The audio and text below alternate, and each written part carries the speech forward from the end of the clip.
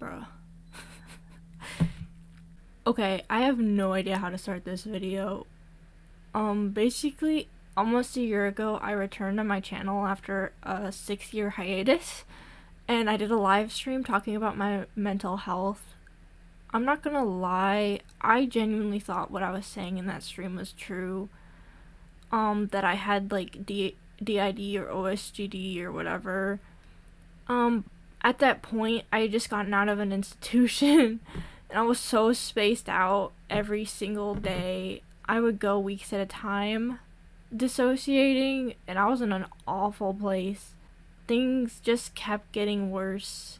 The professionals weren't challenging me. No fault to them. I don't think many people are well versed in that topic at all. But like the super embarrassing part is that I think I was just transgender the whole time. I don't have a cohesive self-discovery story at all. I thought I was 20 other things first, and then finally I saw this edit of Hero from Big Hero 6, and I thought, damn, I want to be a boy. But it took even longer to actually be ready to transition. I didn't want to, like, inconvenience people with new pronouns, and I didn't want to make people uncomfortable. So for a while, I just became a more, like, quote-unquote palatable version of myself, and I think that was to my detriment. I was not happy. I was, like, super sad, and I felt so uncomfortable. Of course, there are other things that happened to cause my worsening state. I do actually have traumas, and I'm, like, genuinely autistic, too. So I think all of that combined to create the perfect storm of, like, dissociation to the max.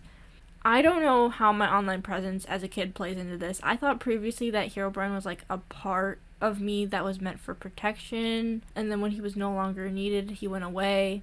But like, I'm sick of labeling everything in my life. To be honest, I don't care about that anymore. I barely remember anything past 2 years ago anyways. I just wanted to make this video because I feel bad for randomly going public about like what I did before. I don't want this to be an excuse, though, to, like, go up to anyone who says they have DID or OSDD and say they're faking it.